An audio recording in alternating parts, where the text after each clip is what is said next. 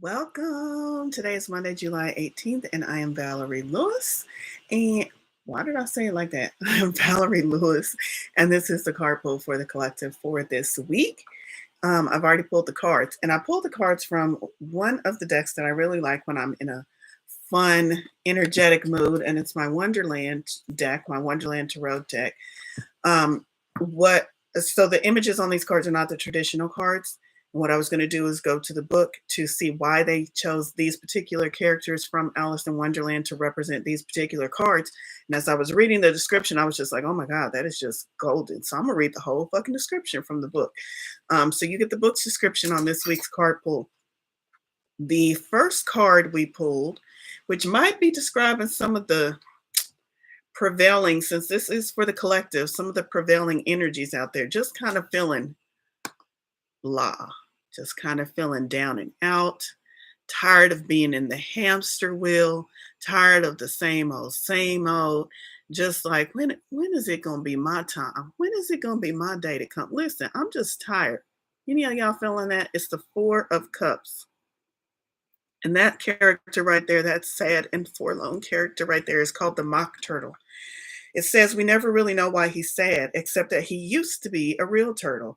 We don't know how or why he became a mock turtle. It talks a little bit about the book. I'm going to skip that part, the book, Allison Through the Looking Glass. I'm going to skip that part. But it says if grief or heartbreak are not processed, they become a pointless cycle leading nowhere. Pointless cycle leading nowhere.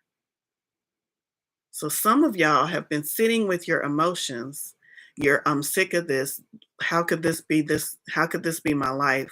What went wrong? Some of you have been sitting in that energy for far too long, so long so that it has become a pointless cycle leading nowhere. There is no transformation or redemption. It says in a reading, this card shows someone who is unhappy, disengaged, and lackadaisical. This is not a card of mourning nor of heartbreak, although those are the conditions that could be the starting point. So you could have started with those.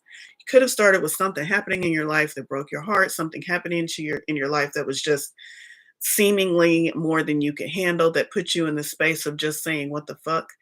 But when we, I'm sorry, but those emotions could have been the starting point, but when we hold our emotions tightly, rather than letting them flow to be experienced and processed, then they stagnate. So, like the mock turtle, you've dwelt too long in the past. You've held on too long to some slight or some disappointment, and now it has transformed and filled your heart and mind with the Nua. You are dissatisfied with what you have. You cannot see the fresh possibilities, even though they are right under your nose. This card does not indicate whether you shake this off or keep stewing. So it's completely your choice. So it's completely your choice. Do you want to sit here and just keep letting this be your life cycle? You keep telling everybody who comes your way why and how you got here, why you're so sad because this happened and this happened and this happened and all these things happen. And I have a right to be sad. I really do. My life is so traumatic. My childhood was traumatic. Yesterday was traumatic. I really do have a right to sit here. Okay, go ahead. Is that improving your life to keep telling those stories, to keep sitting there? Your choice. Your choice. Your choice. So, what I'm hearing for the collective is it's time to get off your collective arses. It's time to get off your ass. It's time to get up and do something and make something of your life. If this is you, you probably don't even need to listen to the rest of the reading if you just want to sit here, because the rest of the reading ain't going to help you. But if you're ready to make a change, if you're ready to get off that rock and stop feeling sorry for yourself, go on, keep listening, because the spirit has some more things to say to you. I love this next card. So this next card is the Chariot, which is major arcana, which is overarching theme. In the Fool's journey, when he reaches the Chariot, it's a moment of celebration over the first portion of his life, his adolescence, I've got here, now what? Now where am I going next? It's a moment of celebration. But it's also a moment where he realized that up until this point, he got here by sheer willpower. And the Fool at this point, when he reaches the Chariot, is congratulating himself for how far he's come. But he's also realizing that I don't want to live the rest of my life just off of willpower. I want some ebb and flow. I want to feel like I'm being moved, not like I have to work hard for everything that I get. So it's that moment of celebration for how far he's come, he, she, they, but it's also that moment of realizing I don't want to continue the rest of my life by sheer willpower. And some of y'all, that's why you're sitting on this rock feeling sorry for yourself, because you have been doing everything by willpower and you're fucking tired. You're tired. You're like, there's got to be more to it. It's got to be easier than this. Why is everything so hard? Why is everything so hard? Listen, the Chariot, Alice in Wonderland. Alice is asking herself the same question. Why is everything so hard? Let me read from the text. Croquet can be a very straightforward game requiring some skill, but also easy enough for nearly anyone to play. Similarly, we would all have an easier time if life were more straightforward and simple. We could all just move ahead, achieving our goals and living pleasantly. Unfortunately, real life is not like a game of croquet. Instead, it's more like croquet played in Wonderland. The chariot card suggests that if we have good control over our vehicle and the creatures that pull it, the chariot, our will is enough to take us wherever we wish to go. Alice's predicament more closely resembles what a normal day for most of us in our real life really is like. So instead of a simple tool like a mallet that does exactly what we expect it to do, we are handed a flamingo whose goals are usually not the same as ours. We have to get to know not only what is physically capable of this flamingo, but also its temperament and what we can hope to coax from it. Instead of a solid ball that will follow the clean rules of physics, we find a hedgehog at our feet, or more correctly, running away from us. Not only that, but the arches through which we're supposed to hit the ball are those cards, those flexible cards, alive cards. So we all, at least sometimes, think that we and our will are the center of the universe, but we forget that everything and everyone else also has a will. Just like Alice, we may conclude that life is a very difficult game indeed.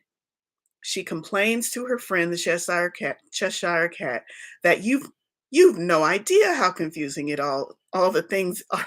You've no idea how confusing it is with all of the things being alive. This brings us to the often overlooked aspect of the chariot card in the tarot.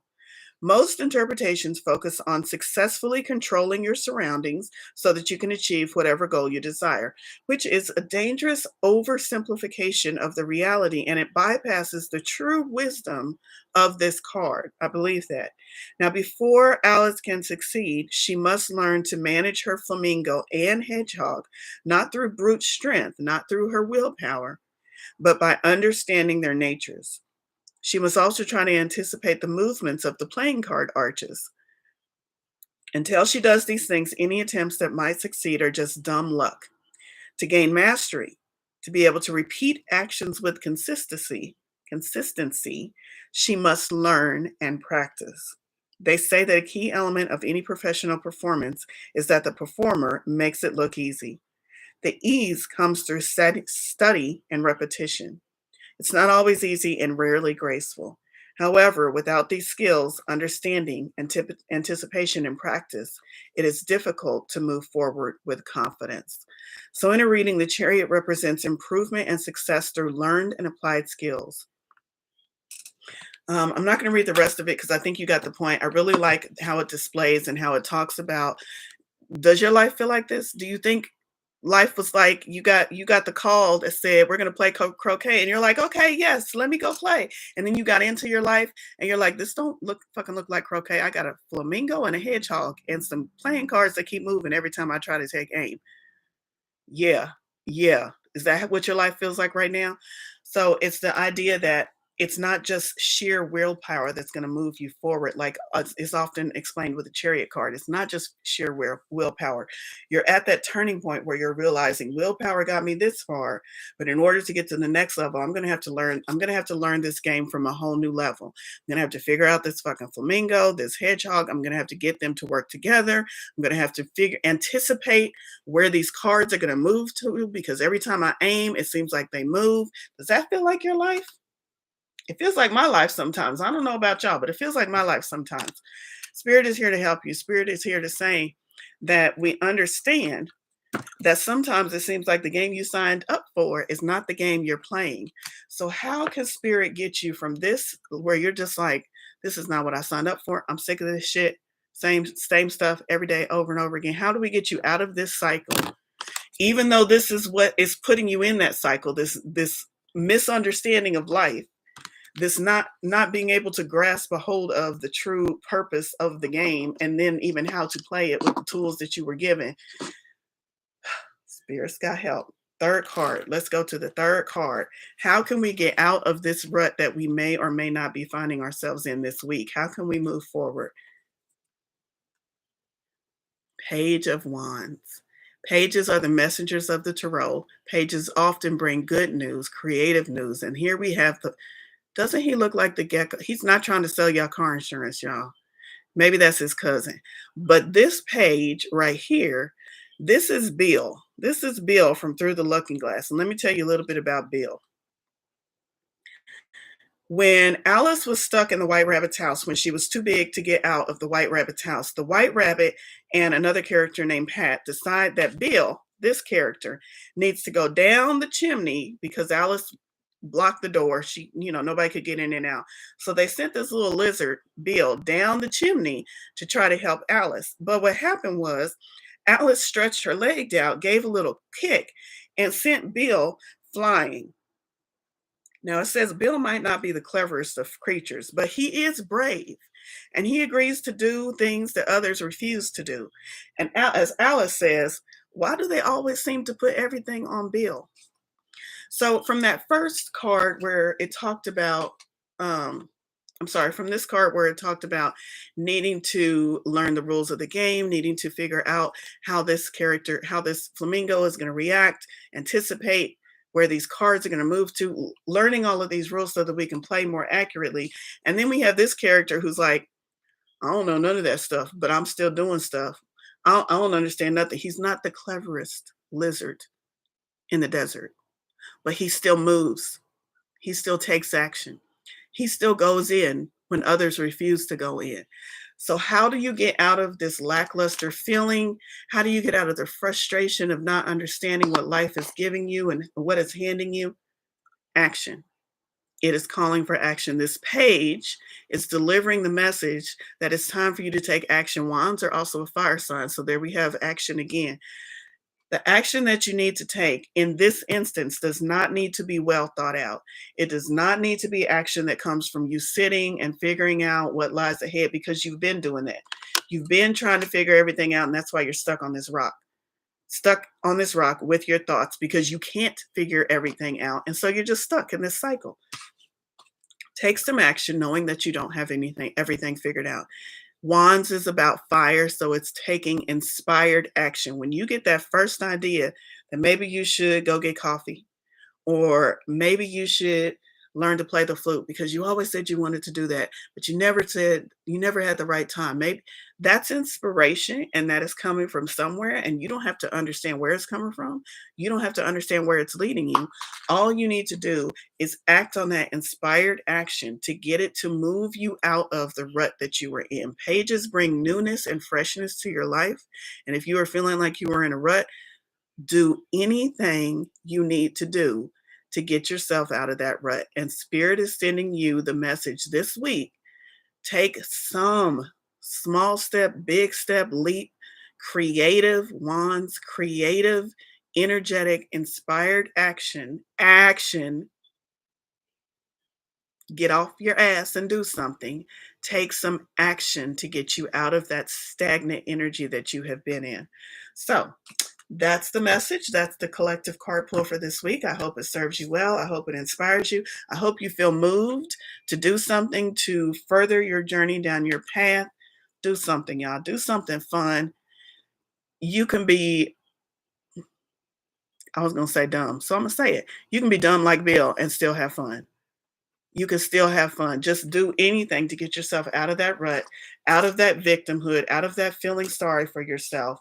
Take some action, move forward, and see what glorious things the universe opens up for you this week.